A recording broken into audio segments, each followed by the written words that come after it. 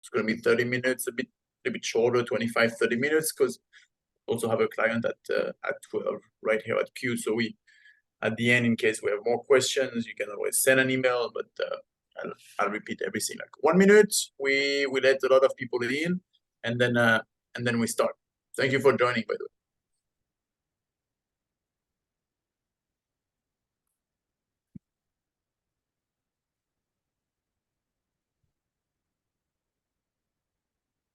Ryan is on a mission. Click, click, click.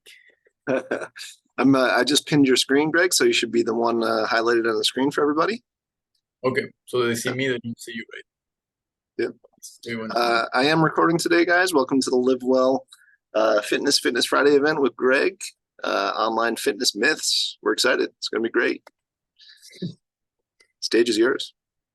All right. Allez, we start slow, and if people still come in, Ryan will help to let them in, and Sofia is also here to help.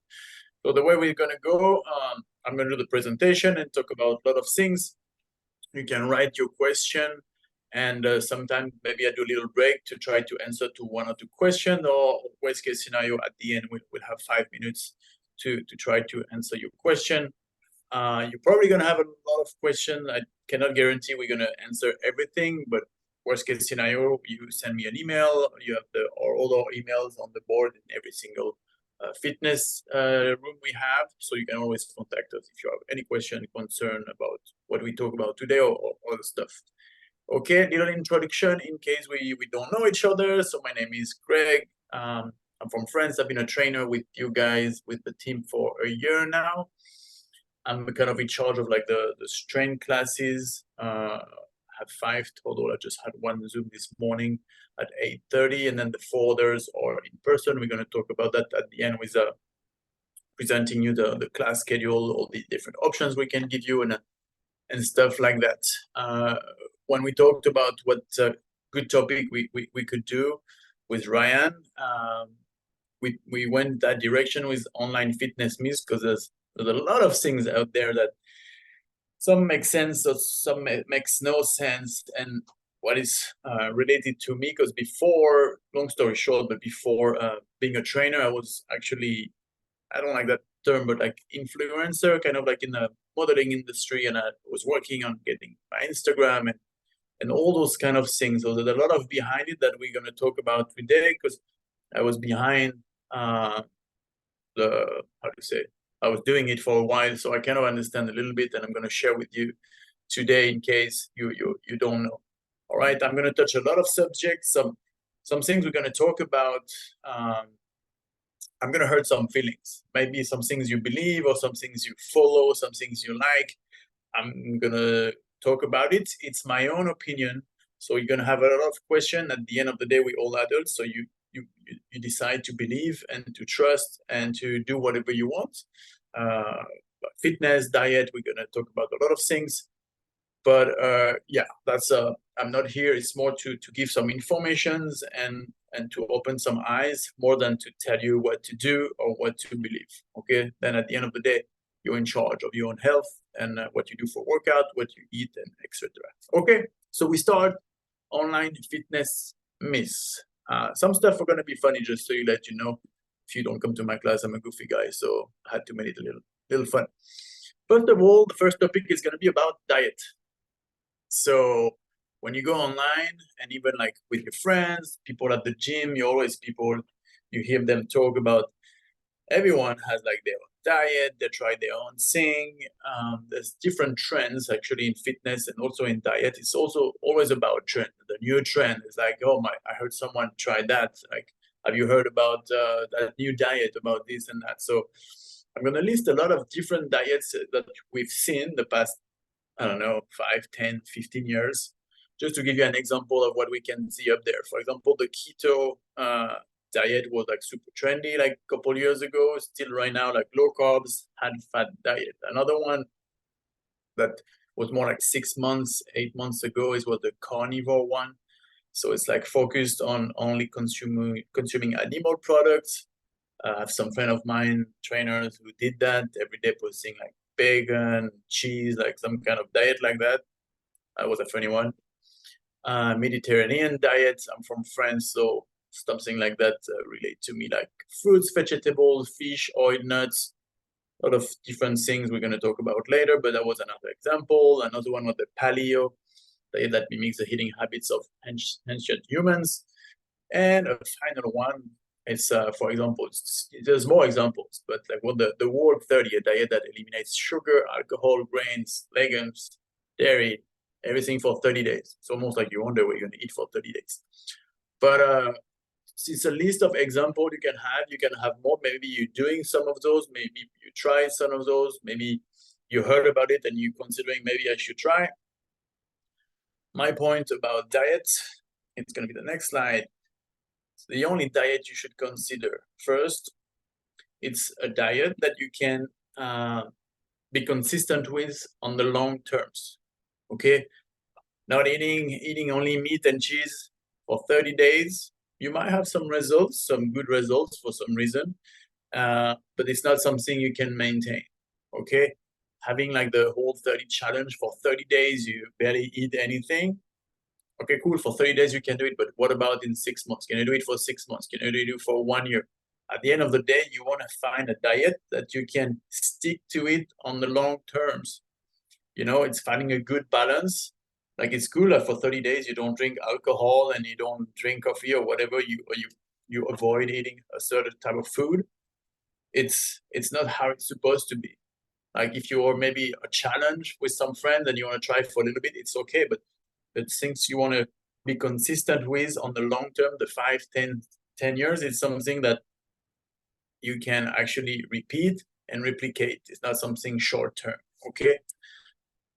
It should include all the nutriments we do have here at Qualcomm. You can, we have like nutritionists, you can reach out to them. Some people like afraid of carbs, afraid of fat, like you do need those things. Carbs is the fuel of your body. Like people are like, okay, I'm going to stop rice and bread. And I mean, white bread in the US, I recommend not to eat that. But at the end, is finding a good balance. You need a bit of everything. You need good fat. Okay, the processed food fat from In-N-Out or McDonald's that you don't need, but like olive oil, avocado, nuts, you need. So at the end, your body needs all those things. So instead of like cutting everything, it's like finding a good like lifestyle, a good measure of like, so you can have everything, but not too much. Okay, it's like everything. You want to have a little amount, but not too much. Everything's good. Usually you have to be careful. And your diet also have to fit your lifestyle and your needs. Like it's cool if you hear someone at the gym telling you, I've tried that diet and it works great for me. Like they're not you. They don't have your metabolism. They might not have the same lifestyle. Maybe they're more active than you. Maybe they have some injuries or something you do have and you don't have. So when you decide what diet you have, it has to be focused on you, depending on your needs. If you want to run a marathon, if you want to build muscles, if you want to, whatever goals you have, then you have a diet that goes with it. People who wants to get more muscle, they need to eat a lot. People who wants to lose fat, they need a calorie deficit. At the end of the day, what matters is the quality of the food you put in you and the nutriments you get according to your goals. Okay, that was the topic for the diet. Here it's some food supplements I found. There's a million things here. Just to give you some example, what you can have. What it has like cognitive, like prevent fat storage, improve fat burning, increase energy. Yeah, interesting. A second one, weight management superfood. Your daily greens with fruit and vegetables. Wow, impressive. The last one, my favorite one, like fat burners, like women's fat burners, like it's pink, great marketing, all those kind of things. Like I could spend 2 hours just making fun of those things. What is that? First, you have to remember it's a food supplement. All right. It's not food.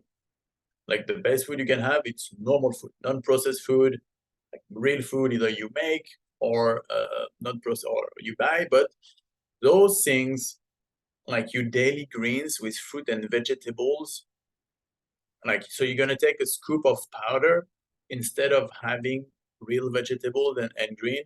It blows my mind. And you're gonna spend so much money for that. You're gonna buy like women fat burner for what? Right now, there's a new trend actually of like people like injecting once a day with a needle, something related to diabetes. One of my private clients started that thing, like couldn't upset me more. Like, so once a day, you're gonna put some chemicals in your body, so you're not hungry. If you want to lose weight, like you should be able to control what you eat or not.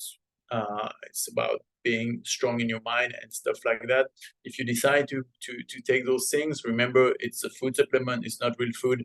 And at the end of the day, real food that you buy at the supermarket and you cook, or you buy it already pre-made, it should have everything. I know in the US there's a lot of all the pills. Like I know a lot of friends take tons of pills in the morning, like a lot of food supplements.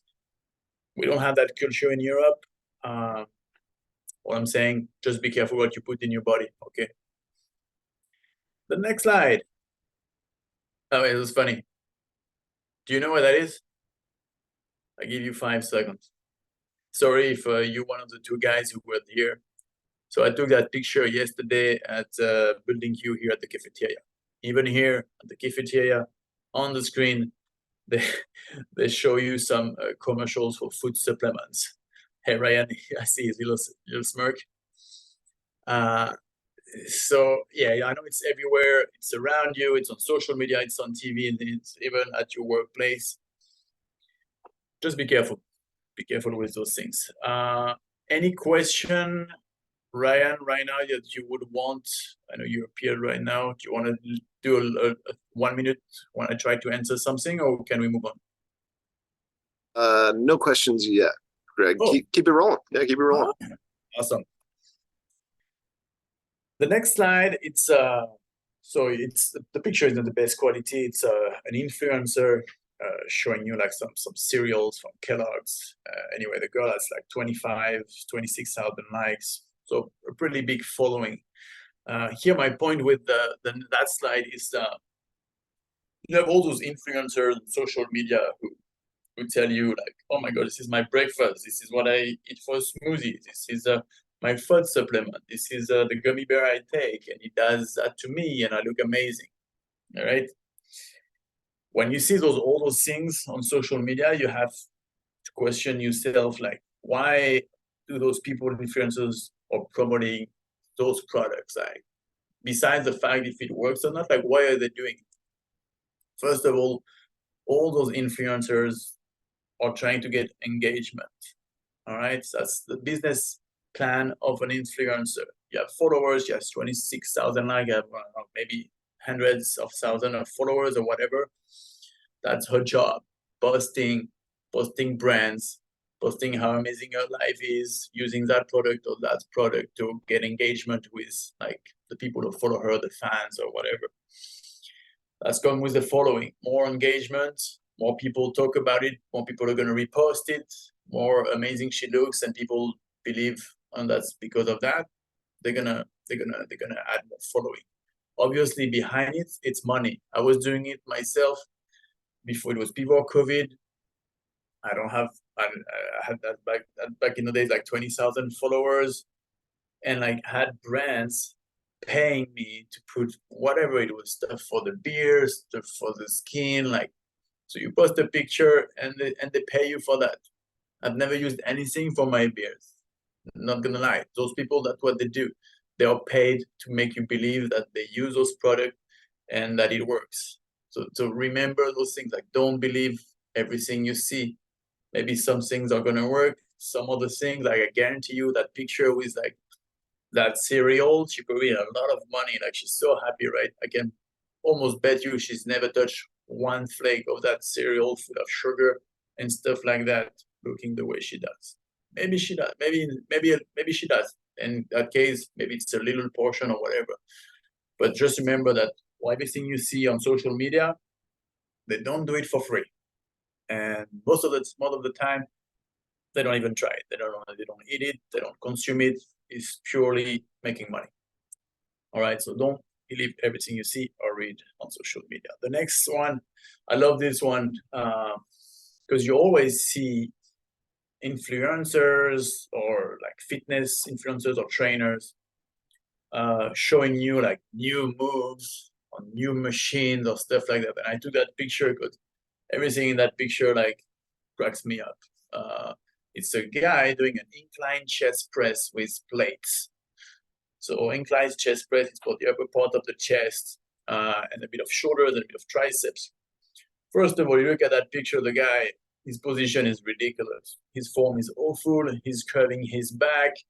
Like the bench makes absolutely no sense the way he's laying on it. And then on this side that he's holding two plates, he's hurting his wrist trying to hold that thing for like a chest press, for like an incline chest press.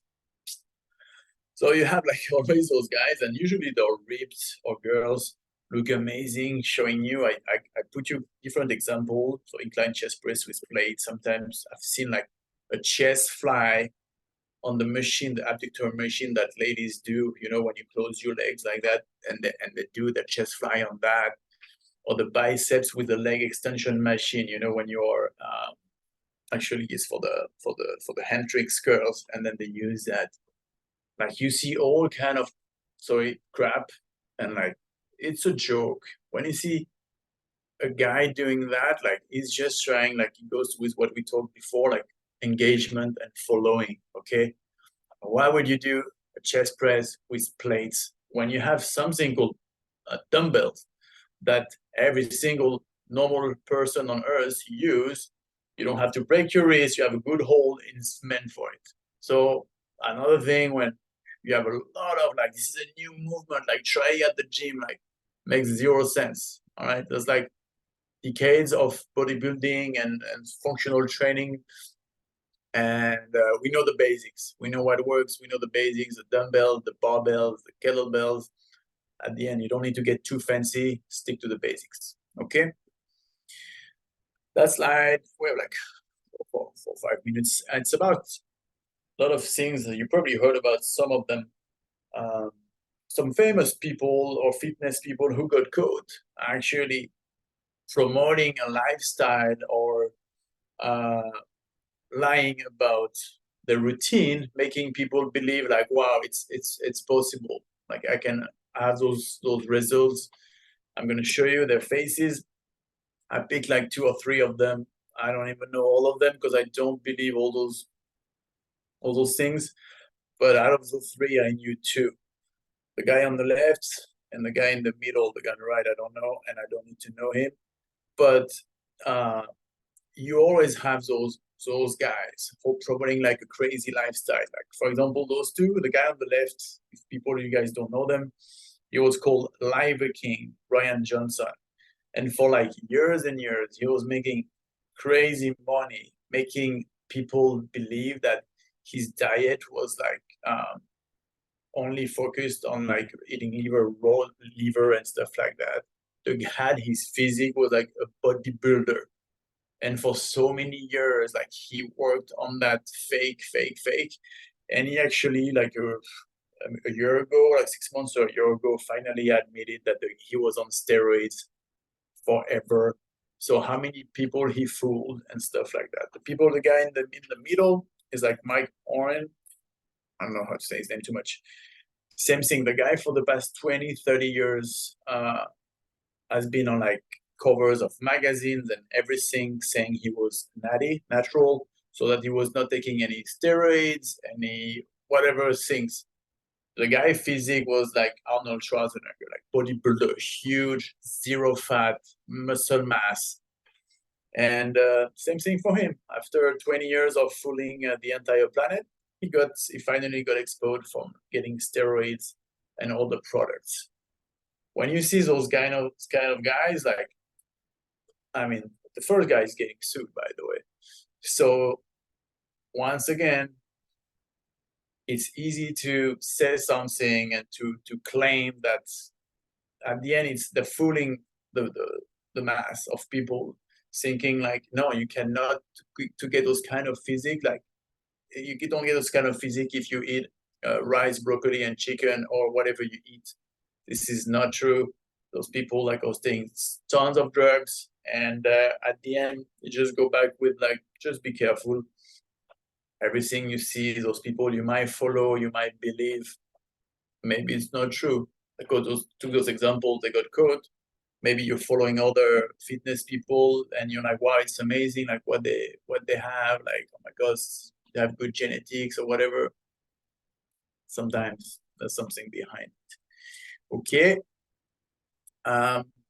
Before we finish and we talk about the class schedule, this one is amazed me each time. So it's a question that we always get, especially I do, but all the rest of the team too, because I'm in charge of the strength training. So I have some new girls and boys who come in class sometimes, and a question that comes all the time is like, I don't want to get bulky. Like, will I get bulky if I take dumbbells and kettlebells? Like, you already asked yourself that. Maybe you're scared of the strength training because of that.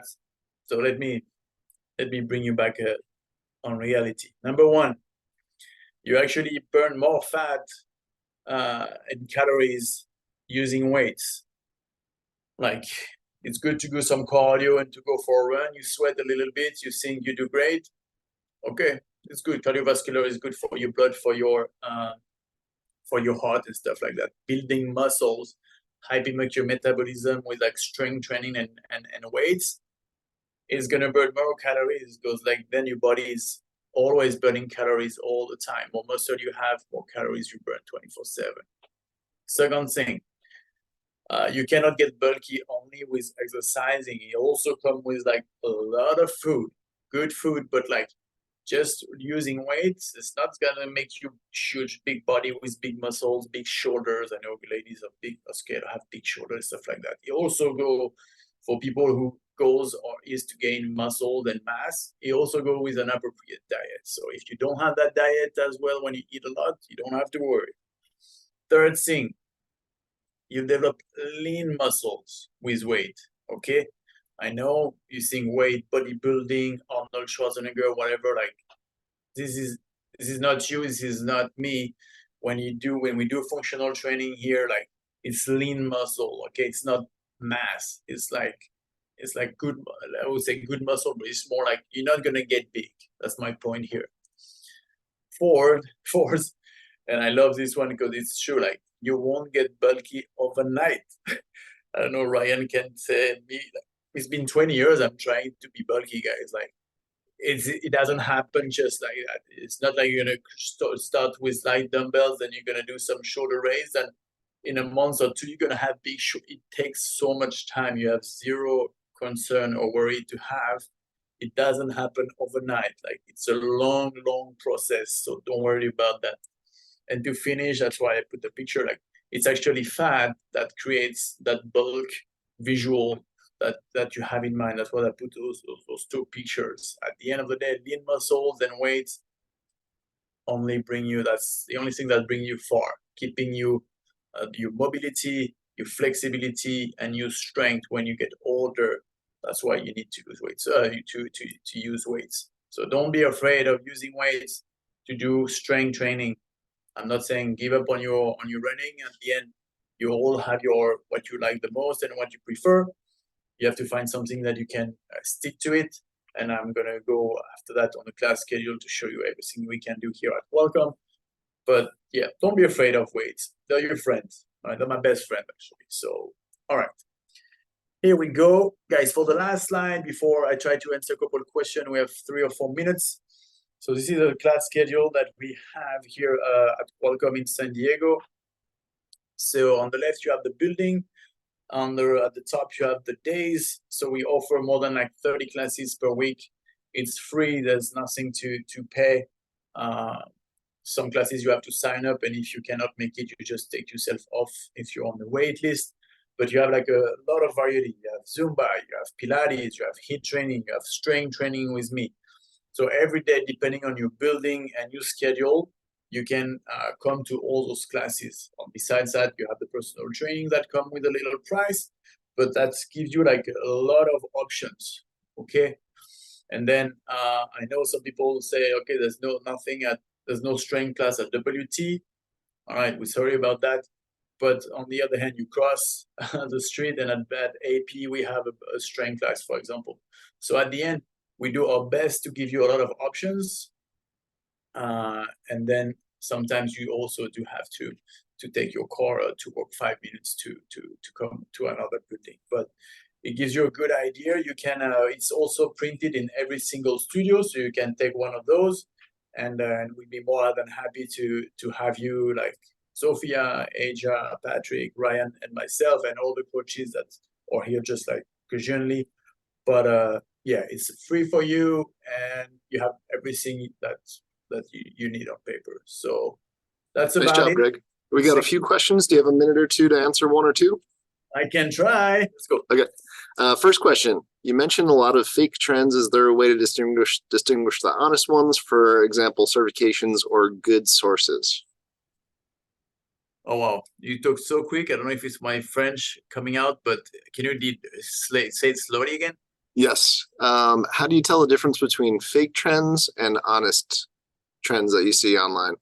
Oh, the problem is fitness. It's a lot about trend. Like it takes always longer to come to Europe, but you have different studios, different boutique studios. Like 5 years ago, it was not too famous Pilates. Now it's Pilates everywhere. Then there's bar. Then there's like F45, like HIIT training was a thing 5-10 years ago. Now we have a lot of people coming up with injuries. CrossFit was another trend. It's hard because like people always want something new. At the end, it's hard, and some people it's going to work for some people, but it's like CrossFit. Some people it was great for them. Like me, I had surgeries both of my knees. I'm not going to go do CrossFit to make it worse. At the end, like that's why you have different options. It's really hard to say what trends it's working or not. At the end, you can try it and see. It really depends on each individuals.